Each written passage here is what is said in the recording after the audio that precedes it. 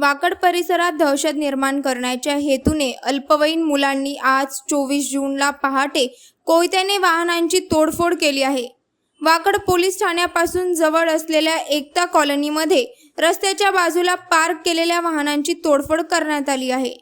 एक मुलगा कोयत्याने वाहनांच्या काचा फोडत आहे, तर दुसरा मुलगा चक्क तोडफोड केल्याचा व्हिडिओ बनवत आहे। 5 ते 6 वाहनांची तोडफोड करण्यात आली आहे। व्हिडिओमध्ये दोघे जण दिसत असून त्यांच्यासोबत आणखी काही जण असण्याची शक्यता आहे। या प्रकरणी गुन्हा दाखल करण्याचे काम सुरू आहे।